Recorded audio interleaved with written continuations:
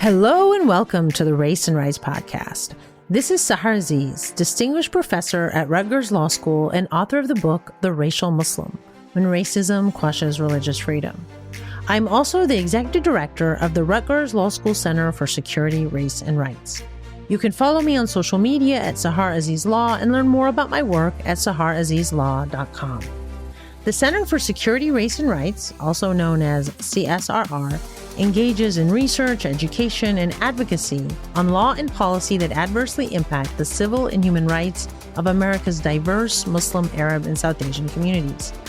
We do so through an interfaith, cross-racial, and interdisciplinary approach.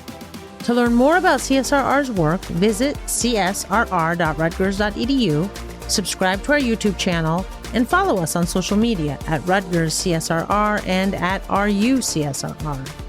And if you find the Race and Rights Podcast informative, please consider making a tax-deductible donation by going to csrr.rutgers.edu and press the donate button. And please give generously. Today's episode features a keynote lecture I gave at Washington University entitled The Palestine Taboo, Race, Islamophobia, and Free Speech. In it, I argue that the true test of a democracy is the extent to which civil rights in law are enforced in practice for the most vulnerable groups in society. As members of Congress demand mass arrests and expulsion of college students exercising their free speech right to dissent against U.S. foreign policy in Gaza and the West Bank, the racial fault lines in American democracy are laid bare. Specifically, the topic of Palestine remains a taboo that, if openly discussed, attracts vicious smear campaigns, censorship, and even physical violence by self-described pro-Israeli Zionist special interest groups. Meanwhile, university presidents have buckled to external political pressure to violate academic freedom of Muslim, Arab, and Jewish faculty targeted by external anti-Muslim and pro-Israeli groups and politicians. Listen to my analysis of how Islamophobia and anti-Palestinian racism intersect to produce systemic assaults on the civil rights of Palestinian, Muslim, and Arab communities in the United States. It's an honor to be here today at a time when our commitment to human rights, free speech, and equality is being tested. And I'm especially thankful to the faculty, staff, and students at the Danforth Center on Religion and Politics for having the courage to confront head-on with civility and professionalism a challenging issue at the intersection of race, politics, and religion, the Palestine Taboo. To call this quite literally the last taboo in American public life would not be an exaggeration. Abortion, homosexuality, the death penalty, and even the sacrosanct military budget can be discussed with some freedom. The extermination of Native Americans can be admitted, the morality of Hiroshima attack, the national flag publicly committed to the flames, but the systematic continuity of Israel's 52-year-old oppression and maltreatment of the Palestinians is virtually unmentionable, a narrative that has no permission to appear. Those were the words of the late Edward Said 24 years ago in the year 2000. Witnessing the violent repression of nationwide student protests defending the humanity of Palestinians, one can't help but notice the little that has changed since Said first uttered these prescient words. And yet, we live in a nation that boasts a constitution that establishes into law the right to free speech and equality. Our Constitution is the foundational document that has kept our nation intact, despite very dark periods in its past that entailed enslaving millions of Africans and their descendants, nearly annihilating the indigenous people and interning tens of thousands of Japanese Americans. A constitution that withstood myriad social movements deemed radical at the time, but indispensable for the America that we live in today. The abolition movement, the women's suffrage movement, the civil rights movement, and most recently, the Black Lives Matter movement. The very document that was drafted by white, wealthy men, for white, wealthy men, has survived more than 200 years in a society that has become a nation of immigrants, more ethnically and racially diverse as time passes, and a nation that elected as its president an African American for the first time in 2008. 220 years after that same Constitution counted enslaved Africans as 3/5 of a person. Now, in most nations, the seismic societal change the U.S. has undergone since its inception would have required an entirely new constitution, if not multiple new ones. And indeed, if the document is deployed as a static tool for imposing the set of gender, racial, and religious hierarchies at the time of its founding, male, Northern European, and Protestant, the nation we have become would simply not exist. That is why the U.S. Constitution must be a living document that is flexible enough to adapt to the evolution of our dynamic society while remaining grounded in firmly timeless principles. This fragile balance between accommodation of change on the one hand and an unwavering commitment to a set of principles on the other hand is what protects our exceptionally diverse nation from imploding. Now, to be sure, today, like in the past, our foundational principles are being tested as law is manipulated or weaponized by those who benefit from the status quo. Like in the past, although to a lesser degree, today we are witnessing laws and court decisions that impede voting rights for racial minorities, deny women full bodily autonomy, grant effective immunity in police shootings of Black men and women, and allow special interest groups and the wealthy to disproportionately influence our elected officials in a form of legalized corruption. And each time we experience the harms arising from our laws, disconnect from the public interest or the law's reinforcement rather than reversal of inequality, our foundational principles are tested. Now, there's one principle, I believe, that serves as the through line to all the other principles, and that is the freedom of speech. Without it, we cannot evolve or change as a nation. We cannot upend hierarchies of oppression or structures of bias if those most harmed by them cannot dissent without fear for their lives or their liberty or their livelihood. For the powerful do not need a constitution to grant them the freedom to dissent. The privileges attendant to power allow them to normalize their views and their ideologies within society. Thus, it is the disadvantaged in any system that bear the burden of changing it to be less unequal, less repressive, and less violent towards them. The winners in a particular system often cannot imagine, much less experience, the injustice of that system, unless there is the freedom to sound the alarm that change is necessary. So I want to speak today from the position of communities within a set of socio-political systems in our country that has caused a great deal of mental anguish, pain, discrimination, and violence against them, their friends, and their families, here and abroad. Specifically, I want to center the experiences and perspectives of the diverse Muslims, Palestinians, and Arabs on a matter that carries the utmost urgency for these diverse communities. The mass murder, systematic military assault, and intentional starvation of 2.4 million Palestinians in Gaza by the Israeli government with the military aid of our government funded by our money. As I provide this perspective, I ask that you consider a few overarching themes. What is the relevance of racialization of the dissenter when free speech is exercised? What is the relevance of our nation's stated Judeo-Christian identity in determining who has the right to practice dissent?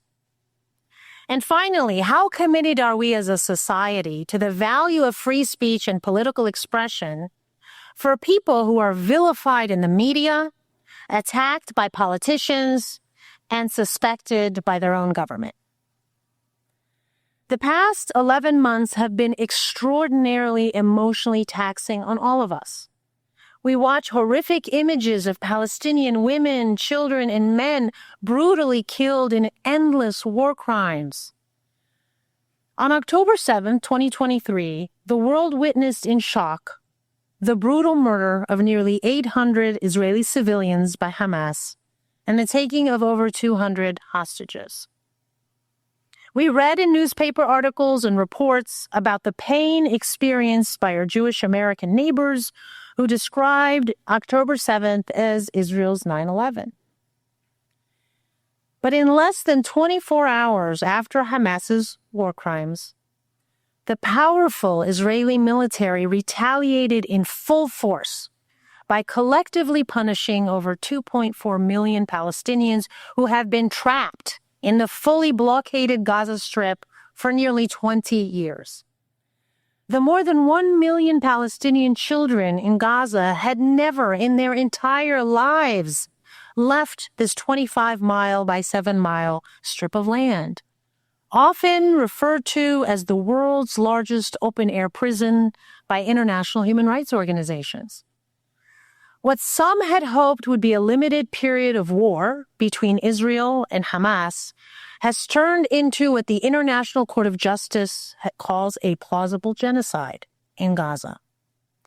The Israeli government's thirst for revenge is insatiable and seemingly endless, and is facilitated by the United States and European governments' active support and the Arab regime's cowardly, silent complicity.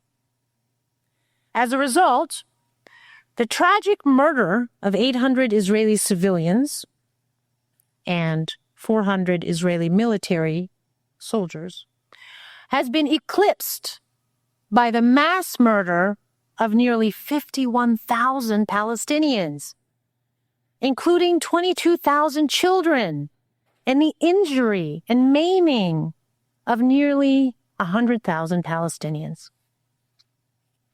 The total killed and injured constitutes nearly 7% of the entire Gazan population. That would be equivalent to 17 million Americans killed or injured in less than 12 months. Stop for a moment and imagine that. 3.5 million American children killed, 6 million American adults killed, 10 million Americans injured from bombs, snipers, or buildings collapsing on top of them. And all in only 11 months, just less than 12 months.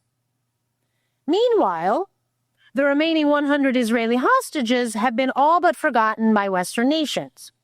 The Israeli government is so blinded by its hatred for Palestinians under the guise of eliminating Hamas, they have refused multiple opportunities to accept a permanent ceasefire that would bring back the Israeli hostages and stop the daily killing of Palestinians. So since October 8th of 2023, Israel has also imposed either a full ban on the entrance of food, water, and fuel into Gaza, or allowed in only a fraction of the daily needs for survival, all for one purpose: to systematically starve and dehydrate over 2.4 million Palestinians. Today, the average Palestinian eats only one meal a day, and more than 500,000 Palestinians eat only one meal every other day. They are starving to death. When coupled with months of intentional destruction of every major hospital and every university and nearly every medical facility in Gaza, The number of Palestinians dying from treatable diseases and injury is skyrocketing as we speak.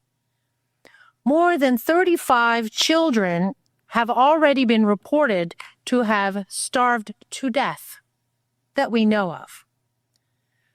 So for that reason, the United Nations has warned that Israel, with the United States' full throttle political and financial support with our money, has manufactured one of the worst famines on earth today. So the message is clear.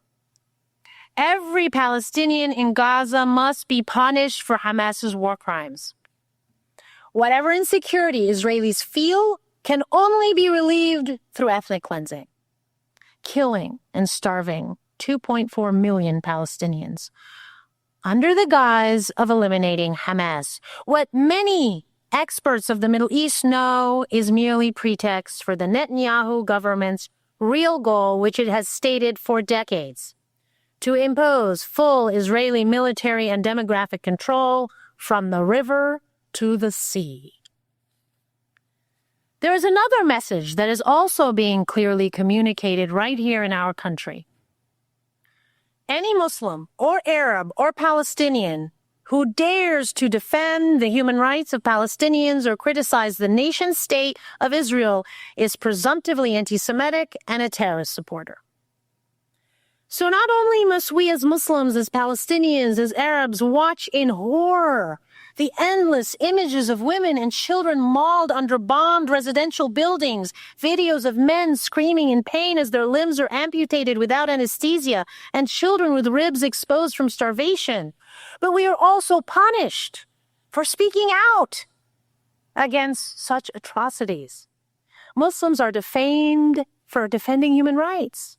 Muslims are harassed and doxxed and fired from our jobs for demanding that our country, the United States of America, stop aiding and abetting Israel's war crimes with our tax money. Our own U.S. Congress attacks us by attempting to maliciously pit Jews against Muslims.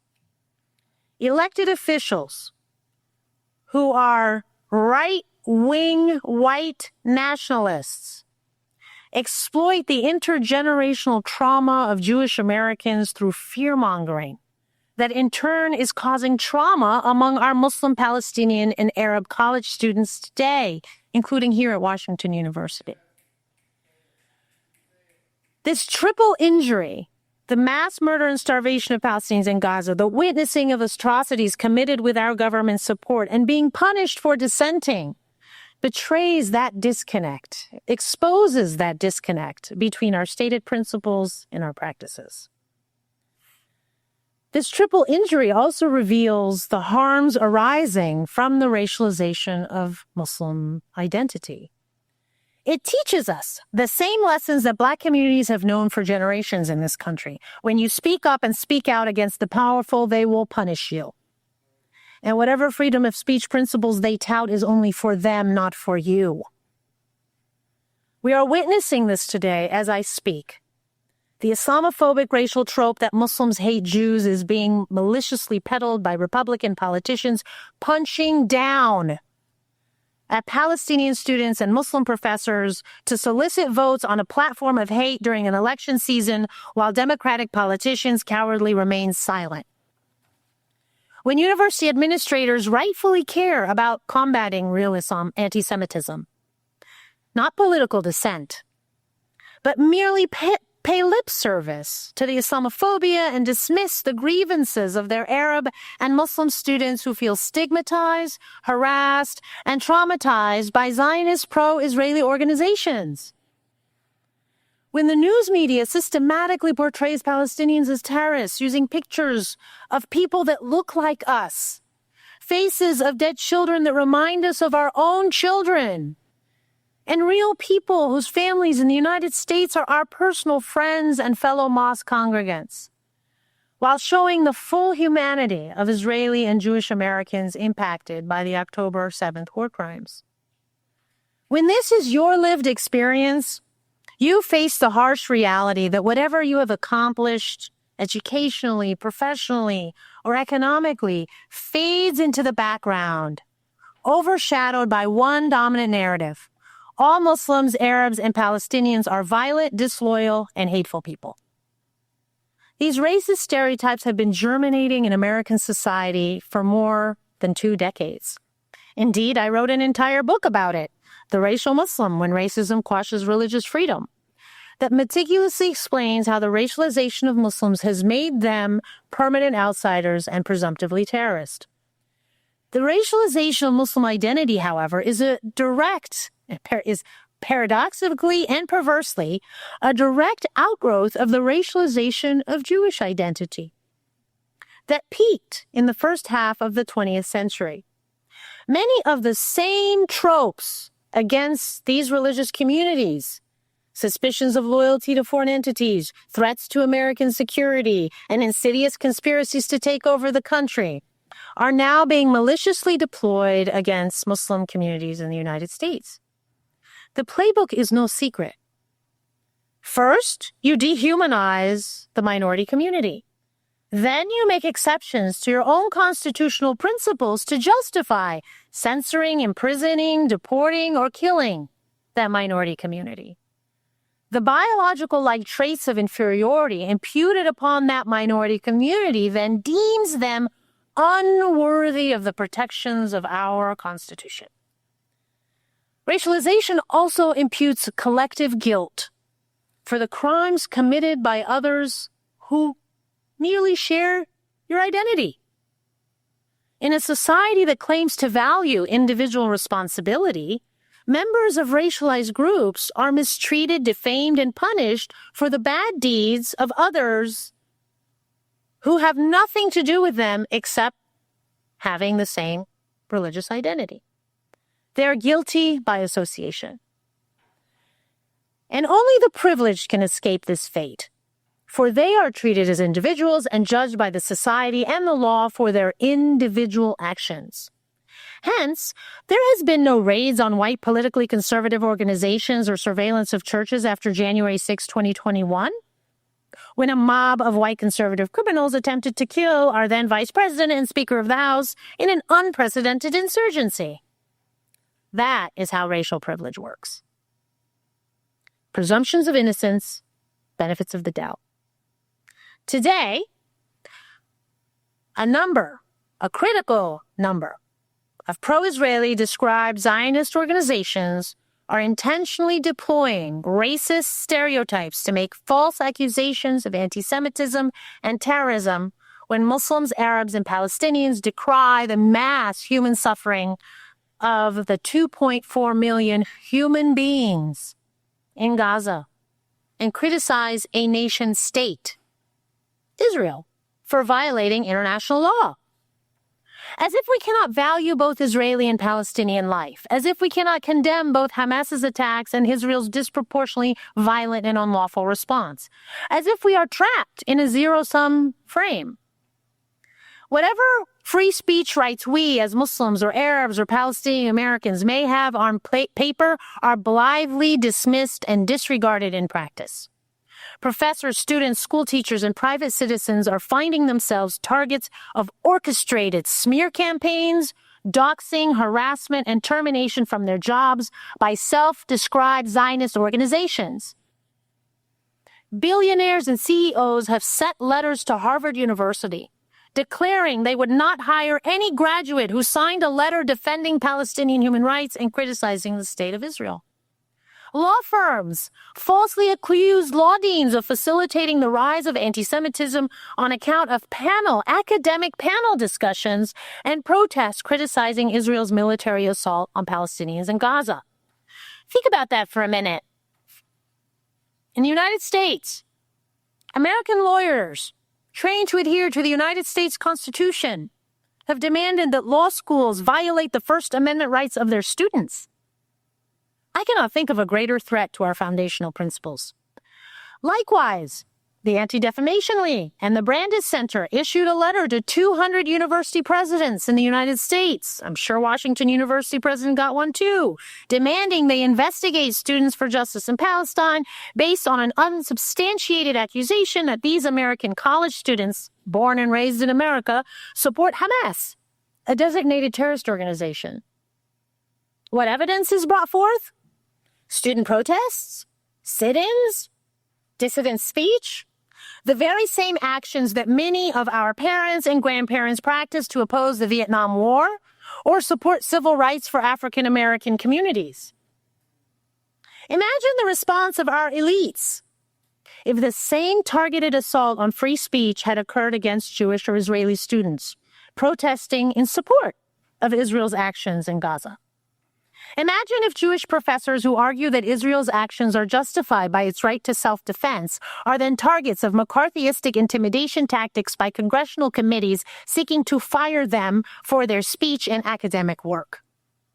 Imagine if the largest Muslim American civil rights organization sent a letter to every university demanding that it investigate and shut down Hillel and Jewish student associations because they held protests, hosted speakers, and published reports that provided their analysis and their opinions in support of Israel's military assault on 2.4 million Palestinians. Imagine if Palestinian civil rights organizations threatened to sue school districts if they included in their curriculum both the Israeli and Palestinian perspective about current events in Gaza. We would rightly reject the pretext that these actions to censor are motivated by countering Islamophobia or protecting Palestinians from racism. Indeed, such targeted censorship campaigns would be an attack on Jews and Israeli Americans' free speech rights. And yet here we are, where we do not need to imagine those scenarios, at least not for Muslims, Arabs, and Palestinians in America. They have been happening for years in a country where one group is being privileged over another group in the specific context of Palestine-Israel discourse. And if you have not experienced this personally, then you cannot imagine the injustice of this system. Indeed, I have personally experienced being on the receiving end of insults and doxing, verbal attacks, and threats on my safety by people who proudly proclaim their pro-Israeli beliefs and admit that their hatred toward me is due to my criticism of what I believe is Israel's genocidal campaign against Palestinians. I have a growing number of self-described Zionist organizations and individuals seeking to hurt me and my family, seeking to destroy my livelihood, seeking to censor me. And for what? For defending the human rights of Palestinians? For dissenting on foreign policy matters? For doing my job as an academic whose expertise is civil and human rights of Muslims, Arabs, and South Asians? Admittedly, I am all too familiar with this playbook because I'm also a scholar of authoritarianism in the Middle East. And I have written about professors and journalists and students being targeted by their government for defending human rights, women's rights, democracy. I have criticized anti-free speech laws in the Middle East that are intended to quash debate about a topic of public interest. And I have opposed our own country's foreign policy in the Middle East because it enables anti-democratic governance and human rights violations. So my criticism of Israel is not exceptional. To the contrary, I'm treating Israel like every other state that should be bound by international law. Nor are the nature and attacks and tactics of attacks by American Zionist organizations are exceptional. To the contrary, their tactics are taken from the playbook of white Christian nationalist organizations. And I know that is a hard pill to swallow. You demonize Palestinians and Muslims. You portray them as a threat to America. You defame and smear their communities and religion. You threaten their safety with death threats and hate crimes. And you call for their criminalization and deportation. Perversely, such right-wing extremist tactics are conducted in the name of keeping Jews safe. But not all Jewish Americans accept such hate being done in their names. Indeed, a growing number of Jewish Americans have realized that Israel, a country established in response to centuries of anti-Jewish persecution in Europe, by Christians, not in the Middle East, not by Muslims, is committing war crimes. They reject the hateful tactics of American Zionist organizations claiming to act on their behalf. Jewish American college students are joining Students for Justice in Palestine. Organizations such as Jewish Voice for Peace, If Not Now, Jewish Rabbis for a Ceasefire, and even J Street are vocally criticizing Israel's bombing, starvation, and ethnic cleansing of Palestinians in Gaza. These principled Jewish Americans are participating in nationwide protests, letter-writing campaigns to elected officials, and educational events that are demanding a ceasefire in Gaza. And yet, it is the Palestinian, Arab, and Muslim students being disproportionately blacklisted, harassed, and attacked by the Zionist pro-Israeli groups and individuals. It is the Muslim and Palestinian professors whose academic freedom and free speech rights are directly attacked by our pro-Israeli elected officials and university administrators. So, our foundational principles are being tested as law is weaponized by those who benefit from the status quo to punch down at those who are less privileged than them. Muslims who have no representation in nearly every state legislature. Muslims who have only 2 federal judges nationwide. And Muslims who only have 3 elected officials in both houses, both chambers of Congress. They are bearing the burden of changing our society to be less unequal, less repressive, and less violent. I am here today to tell you that it is not our communities sending letters to universities demanding that they censor and discipline Jewish students for exercising their free speech rights. It is not our communities demanding that universities fire Jewish professors who subscribe to Zionism as a political ideology or unconditionally support Israel. It is not our communities seeking to shut down civil rights academic centers focused on Jewish American rights. Our communities are focused on one urgent, existential issue: to stop our nation's military and political support for Israel's genocidal campaign in Gaza, to demand a permanent ceasefire. Because every day we hear about another family member of ours or our Palestinian American friends killed by an Israeli bomb, by an Israeli sniper, by disease, by starvation, caused by the Israeli military assault. That is what motivates the protests, the dissent, the academic events, and the speeches. It is not a hatred for Jews, but rather the recognition of the humanity of Palestinians. It is not a desire to hurt Jews, but a demand for a permanent ceasefire to stop the grave human suffering of Palestinians. So I'm here today to tell the privileged in this audience, who may not be able to imagine, much less experience the injustice of our system, that my community is experiencing deep trauma and fear and pain from the hateful people who want to hurt us and our families because we are exercising our free speech rights.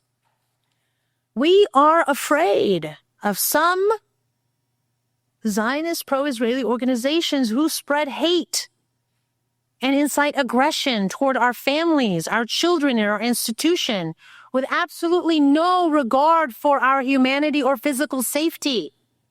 We are receiving death threats in the name of defending Jews. This is how bad it's getting in this country.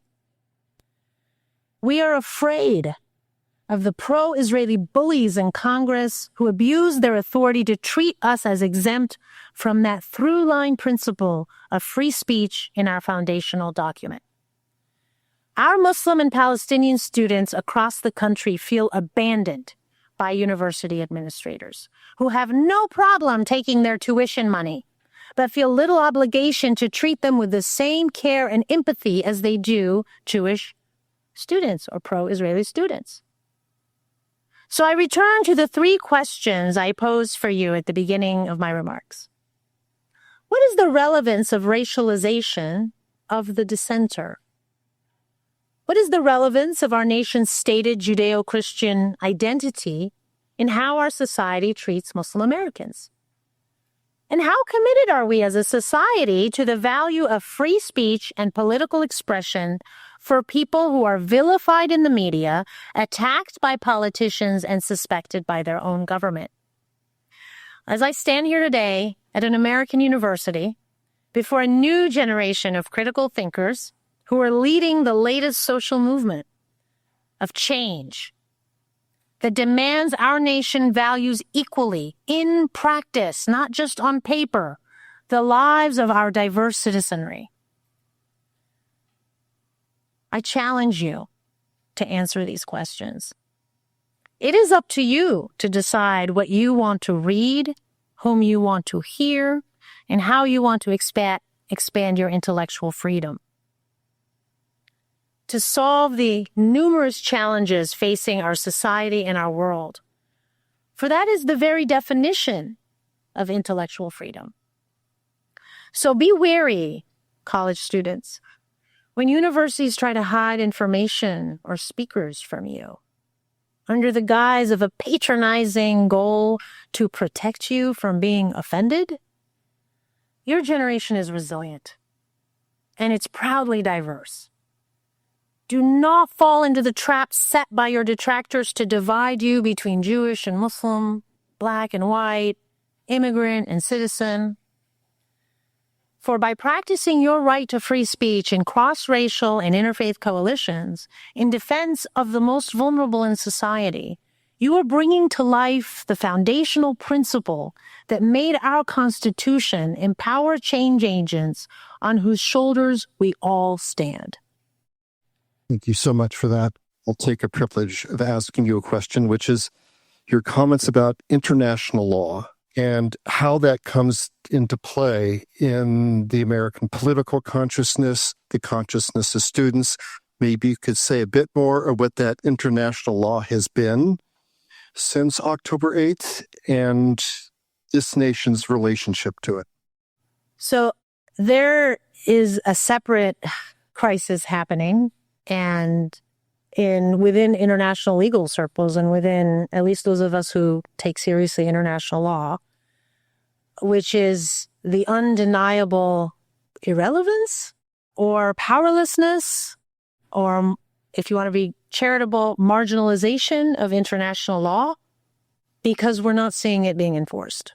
So what you'll find, I suppose what is somewhat unique is that, and it's primarily, in my opinion, because the facts are so egregious. The facts are just so easily identifiable in terms of demonstrating war crimes by the nation state of Israel, that you're seeing many of the international organizations that usually will hesitate more in taking action or issuing decisions or publicly criticizing Israel for mainly geopolitical reasons, that they're even coming out and stating that this has gone too far.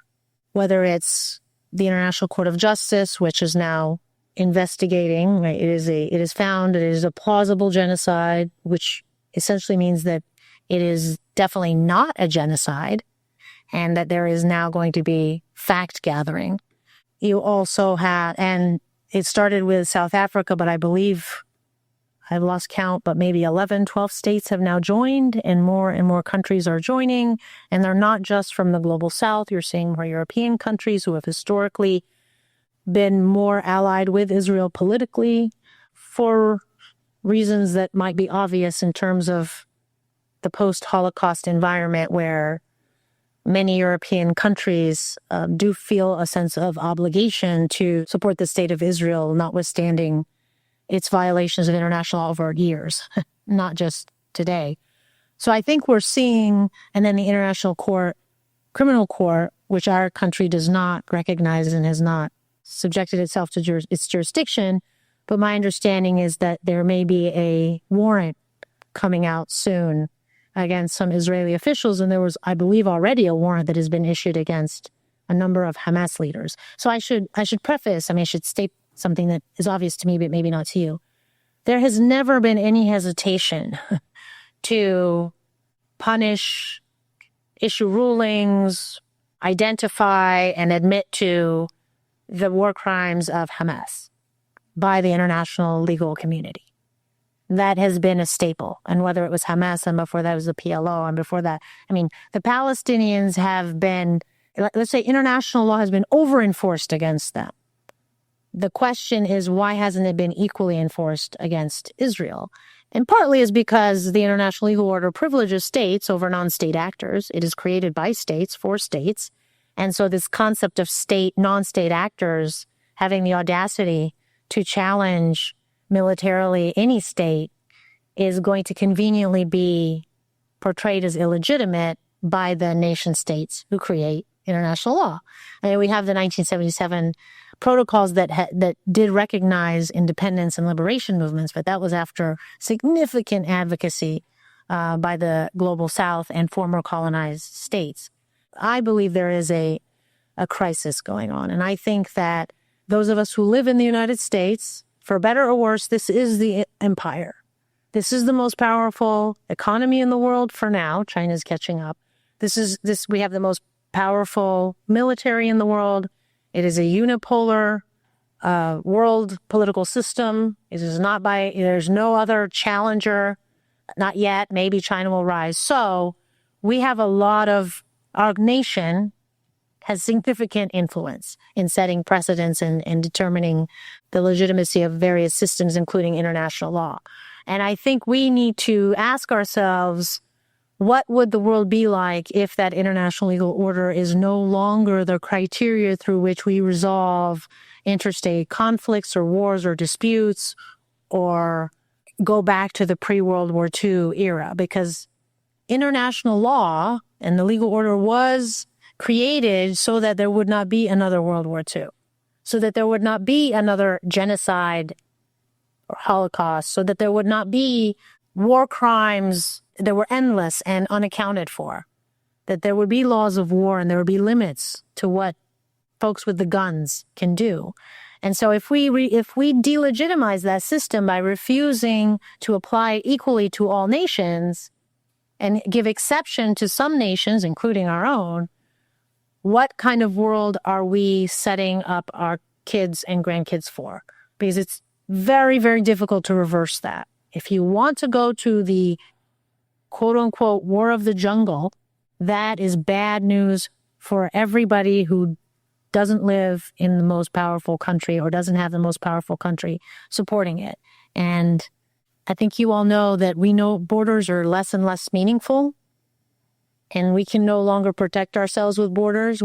It's becoming more and more truly a globalized environment.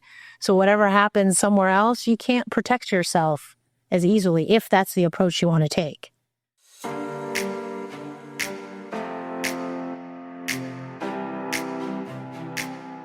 We hope you enjoyed today's episode of the Race and Rights Podcast.